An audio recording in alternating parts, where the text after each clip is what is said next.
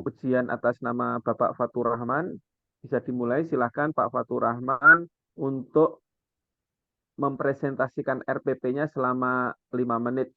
Mulai dari sekarang, silahkan. Bismillahirrahmanirrahim. Assalamualaikum warahmatullahi wabarakatuh. Rabbi shrah li sadri wa yassir li amri wahlul 'uqdatam bil lisani yafqahu qawli.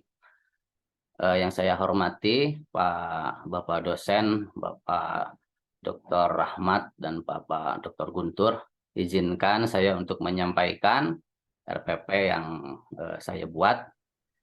Yang pertama, identitas sekolah SMK Terpadu Tursina Kabupaten Sumedang.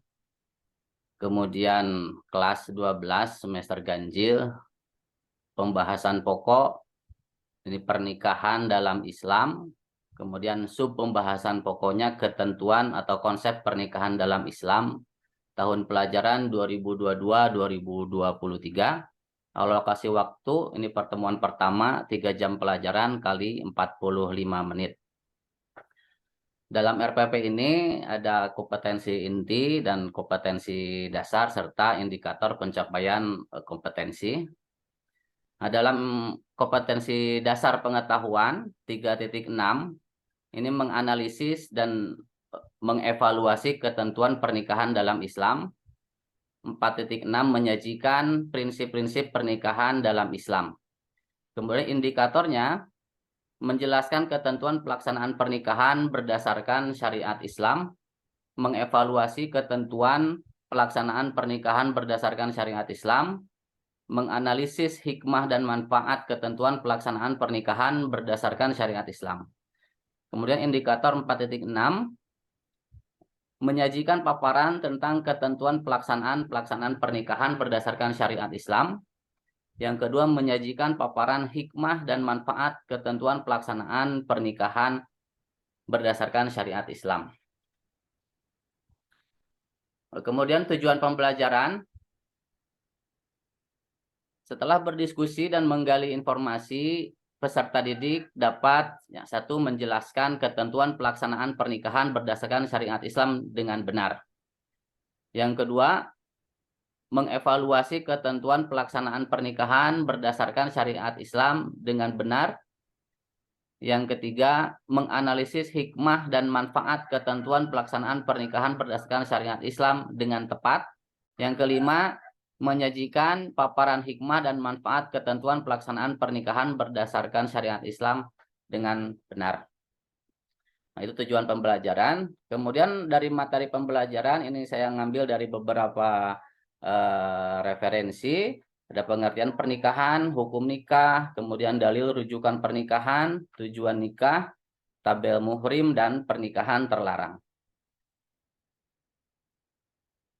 Kemudian pendekatan model dan metode pembelajaran dalam RPP ini, yang pendekatan saya menggunakan scientific, model menggunakan problem based learning, dan metodenya dengan diskusi, tanya jawab, presentasi, dan penugasan. Kemudian langkah-langkah dalam pembelajarannya ini terbagi dalam 3 kegiatan.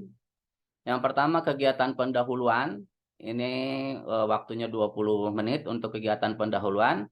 Yang pertama orientasi, ini pembukaan dengan salam, syukur, kemudian memeriksa absensi siswa, kemudian apersepsi, kemudian motivasi, dan yang keempat pemberian acuan atau kontrak belajar terhadap peserta didik. Nah, itu kegiatan pendahuluan selama 20 menit. Kemudian dilanjutkan dengan kegiatan inti 100 menit. Dimulai dengan simulasi atau merangsang siswa. Jadi peserta didik ditugaskan untuk mencermati video persepsi pernikahan terkait materi yang ditampilkan melalui InFocus, melalui link YouTube. Kemudian yang kedua ada problem statement atau pernyataan identifikasi masalah. Yang pertama, peserta didik memberikan respon atau tanggapan setelah melihat atau mengamati video persepsi pernikahan. dan diwajibkan mengajukan minimal 3 pertanyaan. Kemudian yang kedua, pendidik menampung pertanyaan peserta didik sebagai bahan generalisasi permasalahan. Bagus Pak Fatur. Kan ada pertanyaan dari saya terlebih dahulu sebelum ke Pak Rahmat. Pak Fatur, coba saya dibacakan salah satu tujuan pembelajaran dari RPP-nya Pak Fatur. Ya, Pak. Satu saja, ya, satu saja. Ya. Jadi setelah berdiskusi dan menggali informasi, peserta didik dapat menjelaskan ketentuan pelaksanaan pernikahan berdasarkan syariat Islam dengan benar. Ya, betul. Untuk pembuatan rencana dan perangkat pembelajaran ini memakai teori belajar apa Pak Fatur? Nah, dalam perangkat ini, sebagaimana yang sudah dipelajari, saya menggunakan yang pertama teori kognitif, ini untuk mengetahui pengetahuan peserta didik. Dan coba sebutkan apa namanya perangkat pembelajaran yang media. Medianya pakai apa Pak? Medianya yang pertama proyektor, kemudian laptop, kemudian menggunakan juga Google Classroom dan WA, grup WA. Sekarang kemudian coba jelaskan atau sebutkan satu saja soal yang berorientasi hot. Bentuk soalnya, Pak Ardi seorang suami yang menyayangi istrinya. Selama berumah tangga, Pak Ardi tidak pernah membuat sakit hati kepada istrinya. Namun di tahun ke-10 pernikahannya, istri Pak Ardi mengalami sakit stroke sehingga kebutuhan biologis Pak Ardi tidak terpenuhi. Singkat cerita, Pak Ardi meminang seorang perempuan untuk dijadikannya sebagai istri kedua. Dari ilustrasi di atas, berdasarkan Quran Surat An-Nisa ayat 3, apakah Pak Ardi berdosa menikah dengan perempuan lain saat istrinya sedang sakit? Oke, saya rasa cukup dari saya. Dilanjutkan Bapak Rahmat, monggo Bapak. Siap, terima kasih Pak Guntur. Sudah siap dengan kertas dan pensil, Pak? Pulpen, Pak? Oke, Pak. Karena materinya tentang pernikahan, maka saya minta dituliskan sepotong ayat, Pak. Nah, bismillah dulu, tulis bismillah dulu, Pak. Baik. Saya diktekan ya, langsung ditulis ya. Bismillahirrahmanirrahim. Fangkihu ma tobalakum minan nisa'i mathna wa thulatha wa ruba'. Nah, itu sesuai dengan soal hot tadi ya. Silakan diperlihatkan. Oke.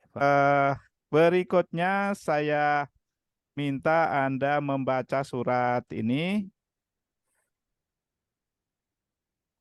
Nah, silakan Pak, dibaca ayat yang pertama, Pak. Yang nomor 2 itu, Pak. Ya.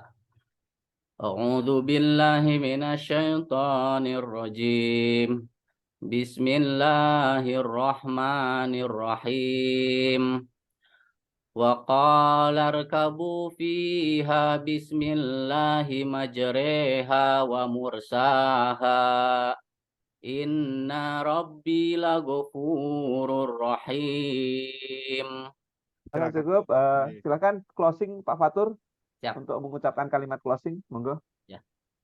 Ya, alhamdulillah saya ucapkan jazakumullah khairan kepada dosen pembimbing Pak Dr. Ahmad Haryadi dan Bapak Dr. Guntur Cahyono yang sudah membimbing ya. Saya sadari masih banyak kelemahan dalam diri saya sebagai seorang pendidik, terutama guru PAI. Insya Allah melalui PPG ini menjadi motivasi saya untuk terus menggali dan menambah kompetensi bidang pendidikan agama Islam, insya Allah.